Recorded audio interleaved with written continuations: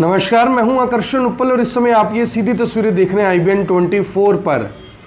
2011 में करनाल के अंदर एक बहुत ही चर्चित हत्याकांड था जो कि कंबोपुरा के रहने वाले करम सिंह का।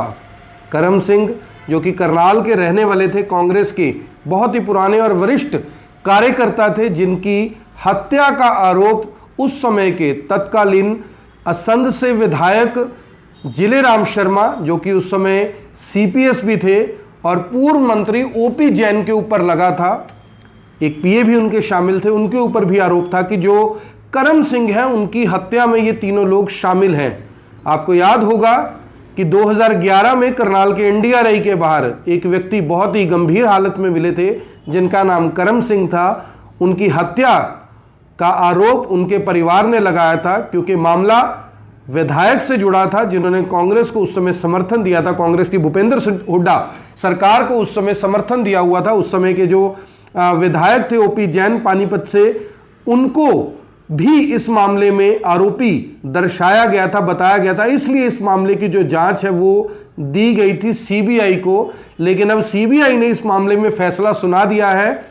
दोनों विधायक, उस समय के पूर्व विधायक, मामले में बरी हो चुके हैं और CBI की विशेष अदालत ने दोनों को बरी कर दिया। लेकिन परिवार का इस मामले में क्या कहना है, ये अपने आप में गंभीर सवाल उठाता है। आपको बता दें कि करम सिंह हत्याकांड में उस समय हत्या का जो मामला दर्ज हुआ था, वो दर्ज हुआ था करम सिंह के परिवार की ओर से, ये दर्ज करवाया गया था। उस समय उनके जो बेटे थे राजेंद्र सिंह, वो काफ़ी छोटे थे, सरकारी नौकरी लगना चाहते थे, और उन्होंने आरोप लगाया था कि उनके जो पिता हैं करम सिंह, उन्होंने 3 लोगों की सरकारी नौकरी लगवाने के लिए पंडित जिलेराम शर्मा, जो कि उस समय असंध के विधायक थे, पूर्व मंत्री OP जैन जो कि मंत्री थे, और उनके PA के ऊपर यह आरोप था कि 12 लाख रुपए उनके पिता ने दिए थे 3 लोगों की नौकरी के लिए। आखिर राजेंद्र अब क्या कह रहे हैं, हाईकोर्ट जाने की बात कर रहे हैं। उनसे जो बातचीत हुई है उस आधार पर मैं आपको कुछ सुनाना चाहता हूं, बताना चाहता हूं, ताकि आप समझ सकें कि आखिर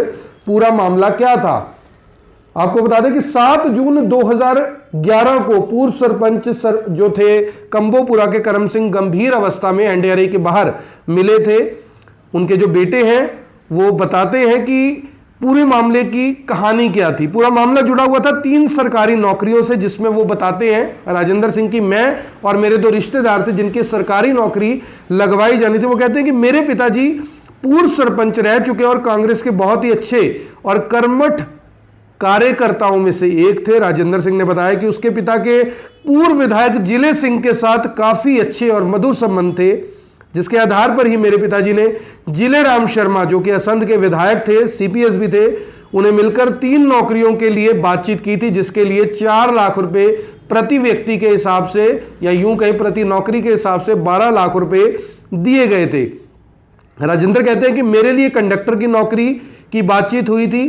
पानीपत जिले के ओसर गांव से रहने वाले संदीप के लिए क्लर्क की नौकरी की बात हुई थी, और कैथल के सुनील को भी सरकारी नौकरी लगवाना था, जिसके लिए मेरे पिताजी ने जिलेराम की कोठी पर जाकर उन्हें 6 जून 2011 को सुभाष गेट पर स्थित सैलून की दुकान पर कारीगर सतपाल सिंह को यह कहकर गए थे कि वह जिलेराम की कोठी पर पंचकुला जा रहे हैं, क्योंकि उन्होंने पैसे दिए हुए थे, नौकरी की बातचीत करने जा रहे हैं। ये उनके बेटे का आरोप है। कॉल डिटेल में भी 7:01 पर जिलेराम शर्मा के नंबर पर बात हुई है। मेरे पास आधे घंटे बाद कॉल आया था, जिसमें मेरे पिता ने बताया था कि मेरे साथ जिलेराम शर्मा के 2 आदमी हैं और एक ड्राइवर है। पहले हम रेस्ट हाउस करनाल जाएंगे, उसके बाद पानीपत जाएंगे, लेकिन उसके 1 घंटे के बाद क्या हुआ इसके बारे में कुछ अता पता नहीं है। राजेंद्र बताते हैं कि मेरे पास 7 जून 2011 को मेरे पापा के ही मोबाइल से कॉल आया। मुझे बताया गया कि आपके पापा NDRI के पास गंभीर अवस्था में पड़े हुए हैं, घायल हैं, काफ़ी चोटिल हैं। जिसके बाद मैं वहाँ पर पहुँचा तो मेरे पापा की तबीयत काफ़ी ख़राब थी, हालत काफ़ी ख़राब थी। उनके पैरों में जूते तक नहीं थे, शरीर पर चोटों के निशान थे। मैं और मेरे पिता अस्पताल पहुंचते हैं, यानी मैं उन्हें अस्पताल लेकर पहुंचता हूं, जहां पर मेरे पिता ने मुझे बताया कि उन्होंने 3 नौकरियों के लिए जिलेराम शर्मा को पैसे दिए हैं। नौकरियां नहीं लग पाई तो उन्होंने पैसे वापस मांगे, जिस पर उनके साथ गाड़ी के अंदर ही मारपीट की गई और कुछ पदार्थ भी पिलाया गया। इतना ही नहीं, मेरे पिता ने मुझे यह भी बताया कि 6 जून 2011 को नौकरी और पैसों के मामले को लेकर वह जिलेराम शर्मा व अन्य के खिलाफ उन्होंने शिकायत दी थी, जिसकी कॉपी उनके बैग में मिली थी।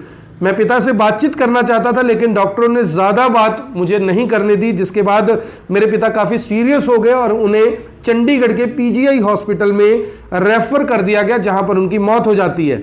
वो कहते हैं कि हम उन्हें 8:45 पर अस्पताल में लेकर गए थे और 9:25 पर उनकी मौत हो जाती है। इसके साथ ही पापा की एक वॉइस रिकॉर्डिंग भी हुई है, जिसमें उन्होंने साफ साफ बोला है कि वह जिलेराम शर्मा से मिले थे, उनके साथ 2 लोगों से और मिले थे और ये रिकॉर्डिंग एफएसएल टीम के पास सुरक्षित है।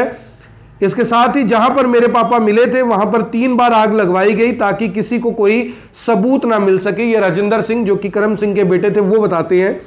सीबीआई से जांच की मांग उन्होंने उठाई थी, जिसके बाद सीबीआई को जो ये मामला था वो ट्रांसफर कर दिया गया। उस समय के जो आईजी करनाल थे वी कामराज, उन्होंने ओपी जैन और विधायक का इस्तीफा दिलवाया था। जब इन आरोपियों को अरेस्ट किया जाना था तो उसके बाद हाई कोर्ट के आदेश पर मामला सीबीआई के पास चला गया था। 1 सप्ताह बाद विटनेस की भी, जो इस मामले में गवाह था, उसकी मौत हो गई थी।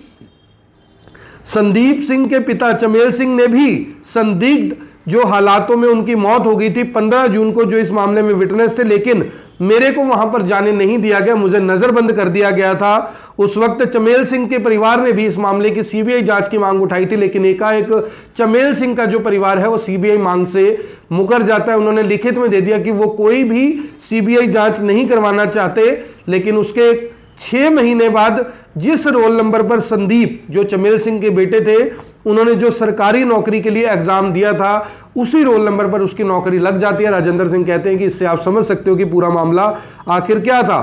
पोस्टमार्टम रिपोर्ट में भी वो कहते हैं कि कुछ स्पष्ट नहीं था, वीडियोग्राफी हुई थी, लेकिन पोस्टमार्टम भी जो रिपोर्ट थी वो सवालों के घेरे में थी। उनके पैरों पर चोट थी, कमर पर चोट थी, कई जगह चोट थी, लेकिन पोस्टमार्टम रिपोर्ट में ऐसा कुछ नहीं दिखाया गया और यह बताया गया कि वो एक सुसाइड था, हत्या नहीं थी। राजेंद्र कहते हैं कि हाईकोर्ट में 4 जुलाई 2011 को ही सीबीआई से जांच की मांग को लेकर उन्होंने याचिका डाली थी। 30 अगस्त 2011 को फैसला हमारे पक्ष में आ गया था, क्योंकि मामला उस समय के सीपीएस यानी कि चीफ पार्लियामेंट्री सेक्रेटरी से जुड़ा हुआ था, जो कि असंध के विधायक थे जिलेराम शर्मा।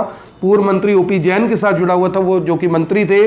जिसके बाद इस मामले की अब सीबीआई ने जब जांच की मामला खत्म हुआ तो 13 साल बाद परिवार को न्याय के रूप में यह मिला कि उनके पिता की हत्या इन लोगों ने नहीं की थी। अब फिलहाल जो राजेंद्र सिंह है वो कह रहे हैं कि मैं इस मामले को लेकर हाईकोर्ट जाऊंगा, एक बार मुझे ऑर्डर की, जो सीबीआई की विशेष अदालत है, उसके ऑर्डर की कॉपी मिल जाए।